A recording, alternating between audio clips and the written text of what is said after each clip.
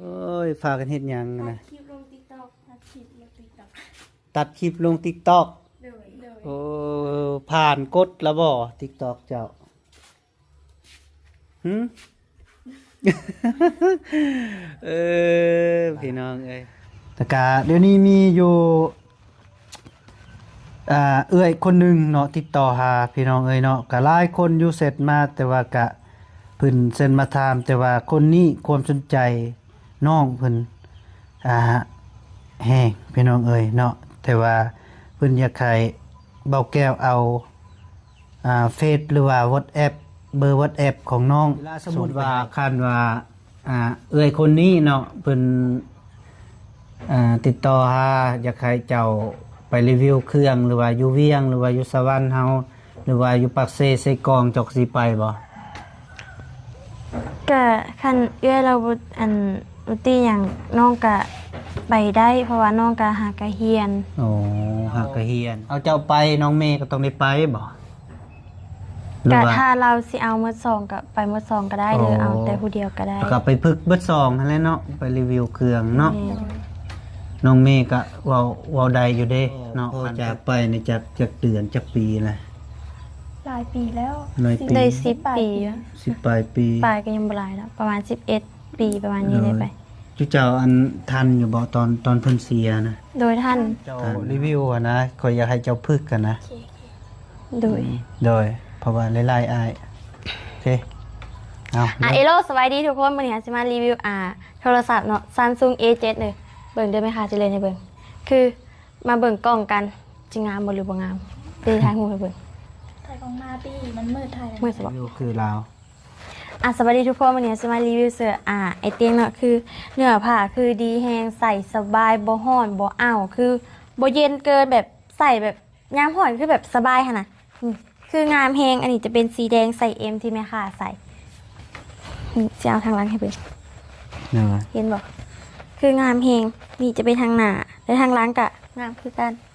จะมีอยู่3สีสีดำสีขาวแล้วก็สีแดง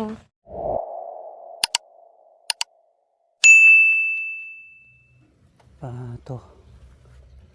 ผมมีพี่น้องไอ้เนาะพอดีเบาแก้วเปิดคลิปเปิดภาพก็อยู่ที่บ้านสองสาวพี่น้องไอ้เนาะสองไอ้น้องที่เบาแก้วกับเบาลี่มาหามื้อนั้นนั่นแหละพี่น้องไอ้เนาะแต่ว่ามีคนสนใจหลายพี่น้องไอ้เนาะคน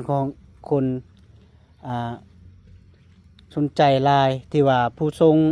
หาทาง WhatsApp เบาแก้วก็หลายคนพี่น้องไอ้เนาะแต่ว่าก็รอพังแล้วเป็นจังใดเนาะที่เข้าไปถามน้องๆเพิ่นพี่น้องไอ้เนาะคนอื่นก็ครับทักทายสบายดีและสวัสดีเด้อพ่อแม่พี่น้อง FC เบิดสุขผู้สุขคนบ่ว่าอยู่ในหรืออยู่ต่างประเทศก็ยินดีต้อนรับเข้าสู่ซองบ่าวแก้วคือเก่าพี่น้องไอ้เนาะพอดีสองไอ้น้องพอดีเป็นเด็กกำพร้าพี่น้องเนาะเป็นลูกกำพร้านะพี่น้องเอ้ยเนาะเอาไปพี่น้องเอ้ยเข้าไปหาน้องๆเพิ่นโถสบายดีเด้อโอ้ยพากันเฮ็ดหยังนะ คลิปลง TikTok ตัดคลิปลง TikTok ตัดคลิปลง TikTok เลย โอ้ผ่านกดแล้วบ่ TikTok เจ้าหึ พี่น้องเอ้ยเพิ่นพากันอยู่ตัดคลิปลง TikTok ว่าซั่นลงคู่มือบ่ โดยบ่ได้ยังบ่ได้แค่กะไม่ให้ได้มือละคลิป โอ้มือละคลิป โดย บ่ได้แท้ละมือละคลิปอืมแต่ว่าผ่านละบ่หรือว่าหยังผ่านกดและคนติดตามแล้วฮอตเคละบ่ ยัง ยังหากก็ได้พันปลาย โดย ลิ้นมาจากเดือนแล้ว ตอนแต่เดือน8แต่เดือน8โดย ปึบอยู่สองคนนี่บ่ โดย ไปใส่เบิด อายไปลิน หายไปลิ้น นั่งเล่นกับไปลิน หายไปลิ้นอยู่สองคน โดย กินข้าวแล้วบ่ โดยกินแล้ว ได้ยังกิน เก่งเฮ็ดตาบ แกงเห็ดตาบ โดย ไผไปหาเห็ดตาบ หน้าสา หน้าสาวได้หลายบ่ เอา ติดได้บ่นี่ แต่มันยังแข็ง ก็ติดได้อยู่เนาะเออกึบโอเคอืม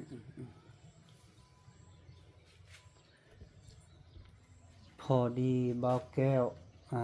มาแต่เฮือนบ่แม่นมาแต่หน้าน้องฟ้าฮู้บ่น้องฟ้าน้องงา โดย ฮู้ โดย อืม แต่ว่าเดี๋ยวนี้ คนสนใจหลาย โดย เพราะว่าเจ้ารีวิวเครื่องของเบาเตียงแม่นบ่ โดย แล้วก็มีคนสนใจหลายเพิ่นกระทักมาทา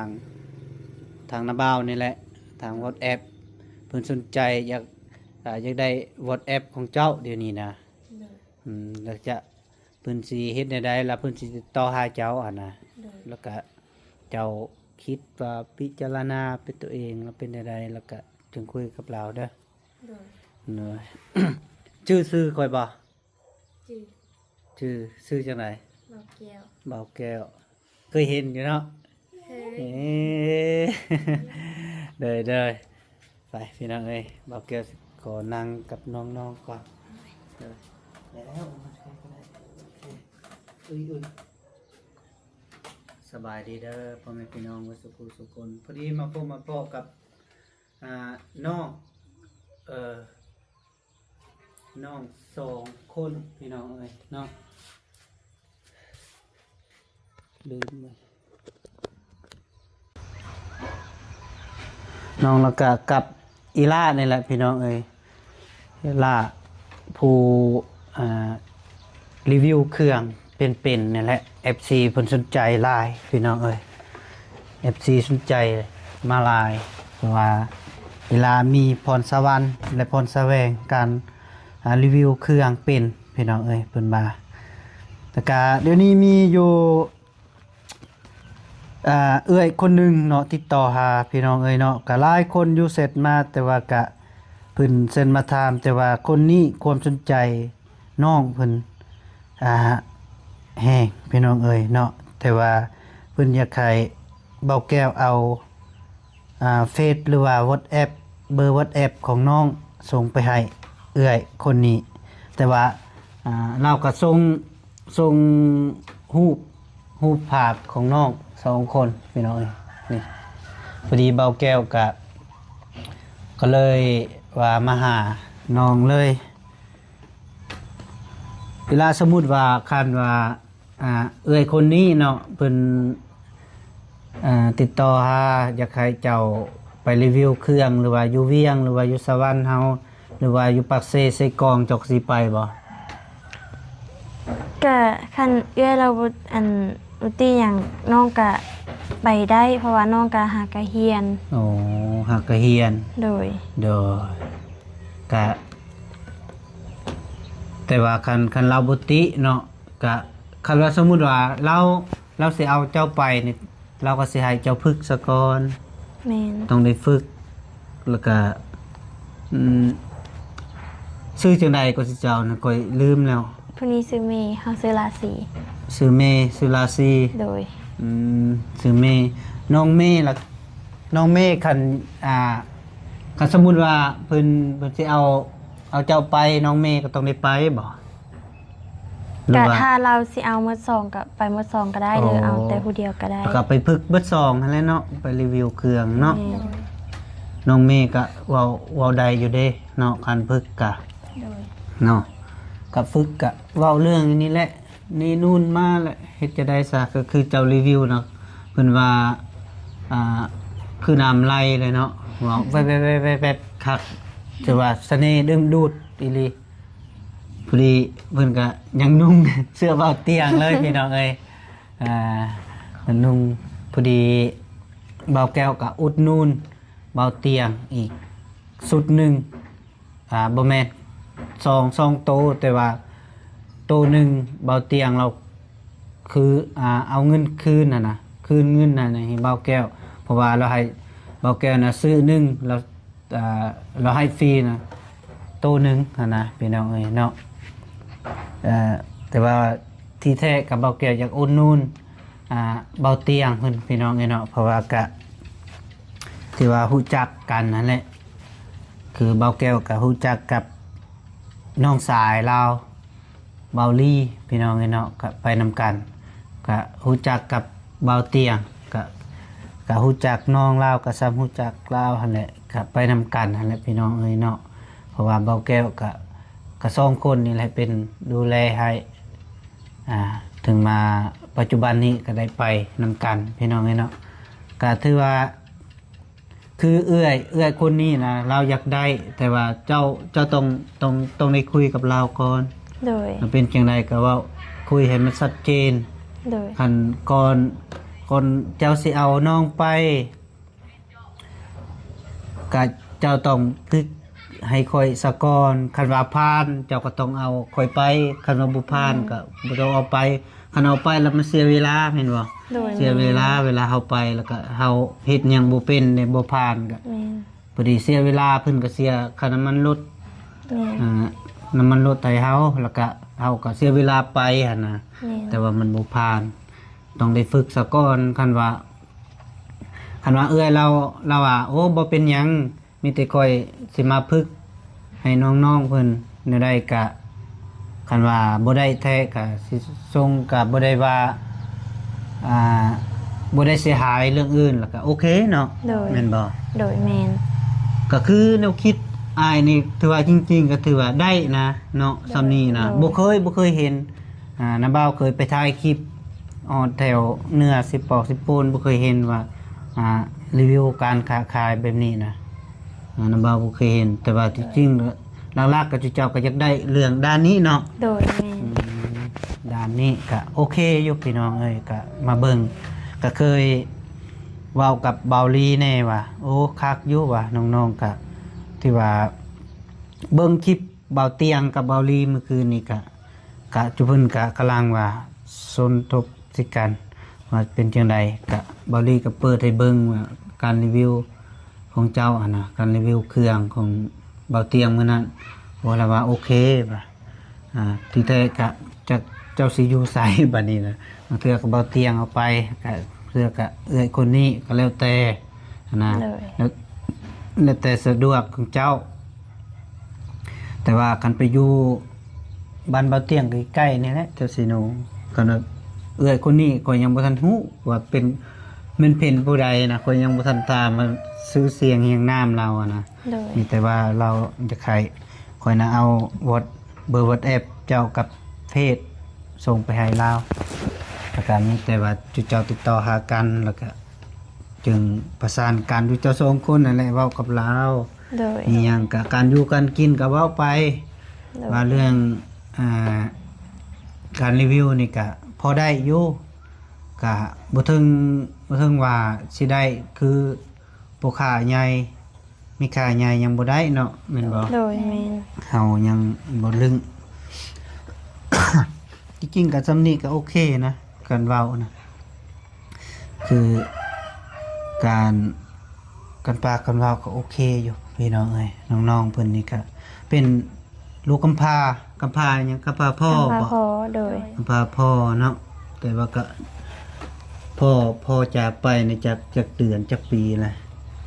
หลายปีแล้ว หลายปี ได้10 ปีแล้ว 10ปลายปี ปลายก็ยังบ่หลายแล้วประมาณ11 ปีประมาณนี้ได้ไป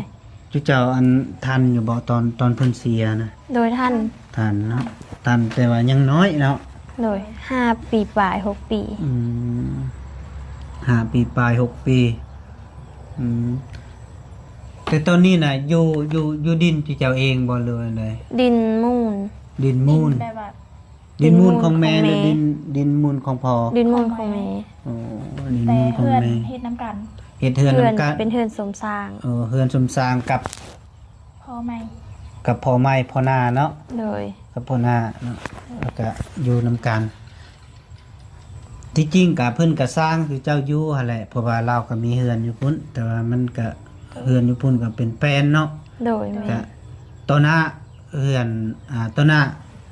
อ่าหันขาเบาแก้วอะไรพี่น้องเอ้ยหันขาน้อยอะไรแต่ยังที่จริงยังบ่ทันมีหยังเอามาขายก็ขายอยู่แบบขนมข้าวต้มน้อยๆมีแต่ลูกเอาไปกินนั่นแหละพี่น้องแต่ว่าเซิ่งกันเลยพอดีสองหน้าเลยเนาะพอดีเป็นแปะเลยนะ โดย บอนกอีหยังก็ก กงมะยม กงมะยมเนาะตัวหน้าพอดีกะหักแพงกับน้องๆแต่น้องๆค่อยผู้นี้น่ะเคยเห็นอยู่ เคยเห็นแต่ผ่านๆเนาะ โดย แต่ว่าน้องคนนี้ข่อยยังบ่ทันเคยเห็น เพราะว่าส่วนหลาย จัก เราอยู่บ้านนี้เฮาส่วนหลายสิเข้าไปอยู่บ้านเขานำแม่แน่ไปเอาน้องให้แม่ โอ้น้องแม่จะใส่ แม่ โอ้ อยู่บ้านกุ เขา กเด้ เขาไปเอาอยู่พุ่น โดย แต่ว่าเขาไปเอาคือข่อยบ่เคยเห็นว่ะ ส่วนหลายก็เข้าไปกะแบบเจ้าไปเฮ็ดเวิไปหันไปนี่ก็เลยบ่เห็น โอ้เสาร์อาทิตย์แล้วเราบ่มาเราบ่ได้ไปบ่ เข้า คือว่า จะโดนแล้วตรงนี้บ่สู้เข้า โอ้เขาติโดนแต่ค่อยยังบ่ทันมาอยู่บ่แม่นบ่ มาอยู่แล้ว มาอยู่แล้วบ่ โดย มาอยู่คือบ่เห็นว่าคือแปลกแต่เจ้าหายโตแบบใดบ่ล่ะ เออ เขาก็เห็นเจออยู่ บ่ ในหูตา เจ้าเคยเห็นบ่ เห็นตลอด บ่หาเอล่าเดี๋ยวค่อยเคยเห็นเราทีบตัวนั้นเนาะแม่นบ่ โดยตอนช่วงนั้นเจ้ายังเฮาทหารอยู่ที่บ่ กะเดี๋ยวนี้ก็เข้าคือกันนั่นแห กั ละ นเหรอโอ้ ครับโยแต่ว่ามีซื้อมีผู้หนึงซื้อคูณบ่ โดย ผู้หนึงหากระเสียบางใดนี่ ชื่อแต่ แต่เด้น้องแต่ โดย เสียอยู่แต่ข่อยก็บ่เห็นนะสุเจ้านะข่อยงงอยู่มีแต่เจ้าก็ผ่านอยู่ผ่านเคยเห็น แต่ว่าก็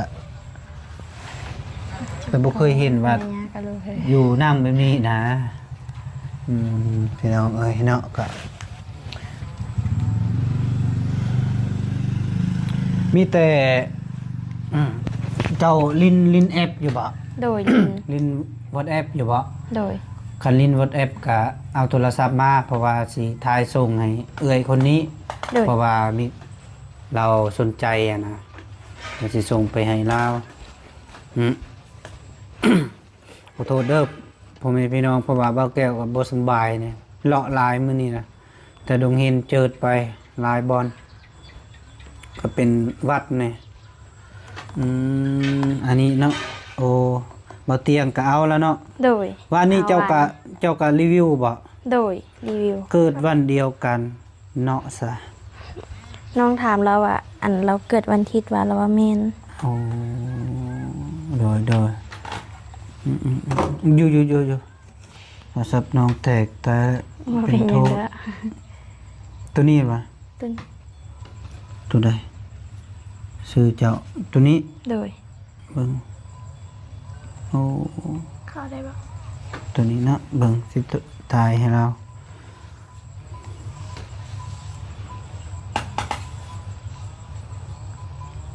เพราะว่าเราเสร็จมาแต่เมื่อคืน แล้วบ่าวพัดนอนรับซะได้อ่าน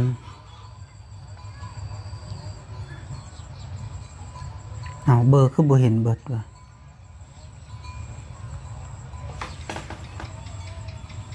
บ่เห็น นี่เลื่อนอยู่พี่ก็ได้ว่ะ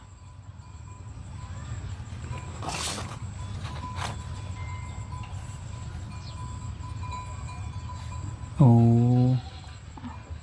นี่เห็นแล้ว เอ้า ยิบอยู่ ไปอยู่93เลข3มาแล้ว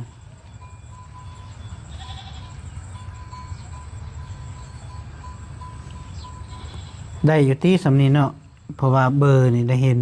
สำนีคือสิได้อยู่เรากดจึกส่งให้เราซะก่อนโอ้ยบ่แม่นนี่เนาะแม่นใส่เฟซจ้ะถ่ายส่งให้เราก่อน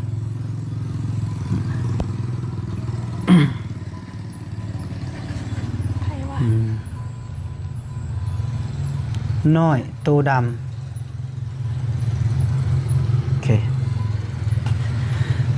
เอาเข้าใจ เดี๋ยวเราตอบแล้วก็ มีแต่เราสิทาคาเจ้าเด้อมีแต่เจ้าฮับเป็นเพื่อนเรา โดย อืมพี่น้องไอ้เนาะพอดีส่งแล้วแล้วก็ให้จุเพิ่นปรึกษากันเป็นจะใดกะเนาะ ค่ะอ๋อ ไปไหน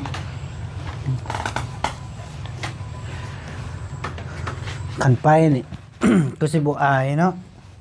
อายหยังเนาะคนเฮาทำอิฐก็อายอยู่ได้เนาะ เมน อืมจริงๆก็คือน้ำบ้าวเนี่ยทำอิฐก็เฮ็ดเกี่ยวกับนี่ก็อายอยู่ได้ทำอิฐนะ เอ้ยเนาะย่านกองตัวเองอีกปะโตพอดีบาวลี่เพิ่นทายแล้วก็ว่าโอ้ยบ่อยากออกปานใดนะอายได้ตอนนั้นน่ะคนขี้อายที่สุดเด้ แต่ว่าเดี๋ยวนี้ยังว่าใครแน่เพราะว่าก็ลืมเพิ่นแล้ว ก็ค่อยเป็นค่อยไปลาเด้อคันใดไปก็ โดย ไม่แต่ว่าสู้ โดย ไปอยู่นำเพิ่นก็มีแต่ว่าเฮ็ดในใดเพิ่นแนะนำก็เฮ็ดแบบนั้น โดย ถ้าว่าได้ไป โดย ทำบ่ได้ไปแล้วก็คันไปอยู่นำเบาเตียงแล้วก็มีแต่คือเราแนะนำในใดก็เฮ็ดแบบนั้นนั่นแหละ โดย เฮาก็ขันผ่านก็อยู่ไปคืออาจจะผ่านดอกเบิ่งค่ะ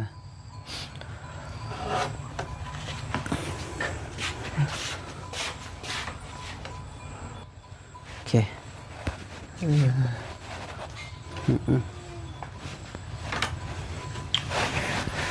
เบิ่งน้ำบ่าวจะได้อีกจากจัก1 นาทีเจ้ารีวิวไว้ก่อยเบิ่งได้บ่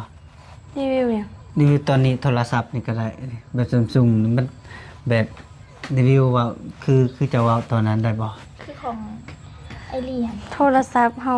บ่ฮู้หยังหลาย เอาสมมุติว่า Samsung A นี่ A นั่นน่ะเด้ก็เว้าไป อันนี้เป็น Samsung A7 แล้วก็เว้าเป็น A7 กองงามบ่หรือว่าบ่งามก็แล้วแต่เจ้าเอาอันน่ะ เอาฝึกให้นะบ่าวอ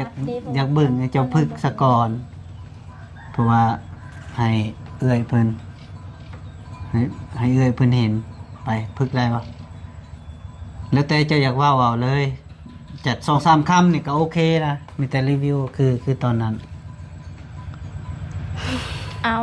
ประสิทธิ์ก็เอามาเบิ้งก้อนมันเป็นอะไรกล้องงามมองหน้าก องงามบ่หรือบ่งามก็จังว่าเด้ก็กองนี่ก็ที่เก่าก็เคยถ่ายอยู่แต่ว่าเอาแบบตัวอย่างซื่อๆอะนะเด้กอง จำได้ไหม ก็แล้วแต่เจ้าอยากเว้ามันงามก็เว้างาม แต่ว่ามันบ่งามแล้วก็เจ้าก็ว่าบ่งามหั่นนะก็แล้วแต่เจ้าเอาวันซูซี่ลองเบิ่งดู ปิ้นมาทางหน้าปิ้นมา เนี่ย มันมืดเอาแสงขึ้นก็ได้ แต่ว่าที่เก่าก็เคยถ่ายอยู่กับโทรศัพท์ในนี้ฮะถ่ายคลิปเป็นหยังมันก็บ่อยากแจ้ง มันมืด คักกับกล้องเราได้ ครับบ่ อันนี้เป็นรุ่นหยังก็ รุ่น Samsung A7 เอเซฟ Samsung A7 โดยครับว่าโลดแล้วแต่เจ้าจะว่าในใดก็แล้วแต่เจ้า เอาคำที่กูบอกมึงรีวิวให้ สครับน้องสมมาบอก นั่นแหละอย่าว่านั่นก็ว่า ในใดก็แล้วแต่เจ้าอ่ะนะเพราะว่าจะให้เอื้อยเราเห็นเราเบิ่งอ่ะนะเจ้าเว้า Samsung หยังก็ Samsung A7 Samsung A7 เนาะ โดย ก็ยังจากก่อนแล้ว กองงามหรือบ่งามเจ้าก็ว่าไปเลย มันก็บ่ได้เสียหายดอก แต่ว่าให้ค่อยอยากให้เจ้าสำนึกว่าเจ้ารีวิวอะนะค่อยอยากให้เจ้าพึกกันนะ โดย โดยเพราะว่าหลายๆอายโอเคเอา เอโลสวัสดีทุกคนวันนี้จะมารีวิวโทรศัพท์เนาะ Samsung A7 เลยเบิ่งได้ไหมคะจะเล่นให้เบิ่งคือมาเบิ่งกล้องกันจะงามบ่หรือบ่งามเป็นทางหูให้เบิ่ง โท ถ่ายกล้องหน้าตี้มันมืดถ่ายแล้ว มืดสิบอก ปิดไปทำไม ปิมทั้งเลย ทั้งนี้เลยก็ถ่ายเลย ถ่าย กล้องหน้า ตั้งนี้ก็ได้ อ่า กล้องหน้า ถ่ายหนึ่ง เอา ให้หูเนี้ย ถ่ากล้องหน้าบุปิด เอาเลยต่อ ถ่าย เลย รูปเลยกะให้เราเบิ่งเลยกะบ่อยากอันนั้นเลยกะลบทิ้ง อืม ที่เป็นหยัง ถ่ายรูปให้ FC เห็นโอเค เดี๋ยว นี่เลยหูจะได้ออกมาชัดเจนหมดทุกคนนี่ กล้องหลังมัน กล้องหลังปินนะ ถ่ายตัวเองแล้ววะ มันก็ไม่ได้อะไร บ่ถ่ายบ่ได้ก็ได้ ได้หรอและนี่คือกล่องล้างนี่คือหูไหมคะเบิ่งเลยว่าชัดเจนบ่หรือว่าบ่ชัดเจน เบิ่งเห็นชัดเจนเลย เลยโอเค นี่คือ เลย นี่เลื่อนง่ายแหง โอเค บ่ฮู้จะเกี่ยวกับโทรศัพท์ปานใด โดย บ่ทัน แต่ว่ารีวิวเสื้อเนี่ยโอเคเนาะ โดยเสื้อผ้าหรือแบบจำพวกแบบครีมทาผมทาผิว โดย คือแบบไอเตียงเอามาให้รีวิววันนี้ โอ้เสื้อฟ้าบ่ โดยเสื้อผ้าแล้วก็ครีมครีม ของแม่ส้ม โดยเอาสมมุติว่านาเบาสิให้เจ้ารีวิวปากเปล่าไปเสื้อที่ว่าเสื้อเบาเตียง เจ้าเคยรีวิวมาแล้วก็จะรีวิวปากเปล่านี่ก็ได้ ไป นุ้งเลยเด้ บ่นุ่งแบบนี้ก็ได้ แบบนุ่งก็ได้นะแล้วแต่เจ้าเอาคือเจ้าเว้าตอนนั้นนั่นแหละ รีวิว ก็คือมันอยู่กับไอเต๋ รีวิวคือลาว สวัสดีทุกคนวันนี้จะมารีวิวเสื้อไอเตียงเนาะคือเนื้อผ้าคือดีแฮงใส่สบายบ่ฮ้อนบ่อ้าวคือบ่เย็นเกินแบบใส่แบบยามฮ้อนคือแบบสบายค่ะนะนี่คืองามแฮงอันนี้จะเป็นสีแดงใส่เอ็มที่แม่ค้าใส่นี่จะเอาทางหลังให้เบิ่ง เนาะ เห็นบอกคืองามเพลงนี่จะเป็นทางหน้าและทางหล้างกะงามคือกัน จะมีอยู่3สีสีดำสีขาวแล้วก็สีแดง เนาะมีเบอร์ X เบอร์ L มีก็บอก เบอร์หยัง เพิ่นมีนับแต่เบอร์ H เบอร์เอส เบอร์ S เบอร์ M L XL XL เนาะ 1XL บ่ ก็บอกเพิ่นคันจริงๆอย่าให้อีล่าเวลาเจ้าอยู่ว่างๆคือกับเจ้าอยู่กับเอื้อยเจ้าแล้วเจ้าก็เขียนจดเอาก็ได้ เบอร์นับแต่เบอร์หยังเบอร์ S ราคาฮอดเบอร์ XL เสื้อนับแต่ตัวนี้ราคาตัวนี้เท่านั้นแล้วก็จึงว่าไปเลยนะส่วนหลายเจ้าอยากเกิดเวลานัมเบอร์ เมน น้ำเบาเคยเบิ่งอยู่แต่ว่านัมเบอร์เจ้า เวลาเจ้าเบิ่งนัมเบอร์บ่อยากได้ปานใดอะนะ โดยเพราะว่าน้องบ่ได้ภาษาอังกฤษปานใด บ่ โดย ก็บ่เป็นหยังเนาะเดี๋ยวก็จะลึงเอาบ่เป็นภาษาอังกฤษก็ยาเนาะสมมุติเป็นเสื้อเด้เฮาต้องชื่อเนาะนับแต่ S ฮอด XL เด้ โดย เฮาต้องชื่อว่า S แล้วก็ M L XL เด้ โดย มาเฮาต้องได้ชื่อไปเนาะ โดย มีแต่ฝึกพยายามเด้อ เด้อ นาบ่าวสิให้กำลังใจสู้ โดย ๆอย่าให้ผ่านวิกฤตตรงนี้เลย โดย แล้วก็นาบ่าวก็สุดเลย เพราะว่านาบ่าวก็เบิ่งก็อยากให้เจ้าใดอะนะ โดย อยากให้เจ้ามีพรสวรรค์พรแสวงกับทั้งสองคนนั่นแหละ เด้อ โดย มีหยังก็สู้ๆไปนำกัน มีแต่ เด้อ ฝึกเวลาอยู่ล่าคือเจ้าอยู่แบบนี้ก็ลง TikTok แล้วถ่ายลง TikTok แล้วเกี่ยวกับรีวิวเครื่องลง TikTok ก็ได้มาตัดเนาะ โดย ก็ได้เบิดเนาะรีวิวส่วนหลายอยู่ใน TikTok ได้ โดย เนาะ แม่ ที่ว่าเฮารีวิวเครื่อง แล้วก็ลงคลิปสั้นก็ได้ โดย นะเฮารีวิวอะนะอยู่อยู่เฟซก็ได้ เพราะว่าเฮาตัดเอามาแล้วก็ตัดตัวนี้เท่านั้นแล้วก็ลงไปเวลาเฮาไลฟ์สดไลฟ์สดก็เป็นอยู่ติเนาะ โดยได้อยู่ เป็นพอดีบอกแกเบิ่งเงินซะก่อนพี่น้องเอ้ยจักได้สำใดก็บอกแกก็เบิดเงินละ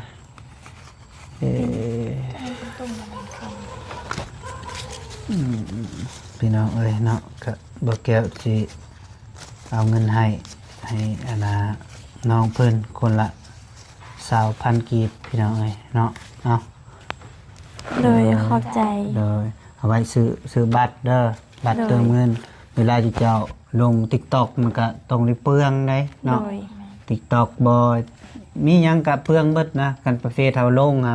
ลงไลฟ์สดมันต้องได้กินอยู่ในเน็ตเบิด แม่น กันเวลาเฮาขนาดเฮาเลื่อนไปเนาะเฮาเลื่อน TikTok บ่เฮาเลื่อนไลฟ์สดมันก็เบิดคือกันเบิดไว้คันเฮาบ่ลิ้นก็ได้อยู่เนาะ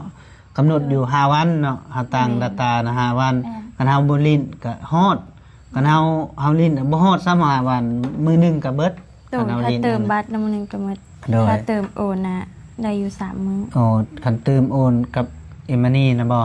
โดย อืมส่วนหลายก็คันว่าการเจ้ารีวิวเครื่องอิหยังก็ทางไม่ค่ากันเจ้าไป ก็มีแต่ว่าแนะนำให้เพิ่นเติมเดือนหนึง200,000เฮาก็ตังมานี่เฮาอยากลงหยังก็ลงมานี่มันบ่เบิดต่อเดือน200,000เวลาเฮาโหลด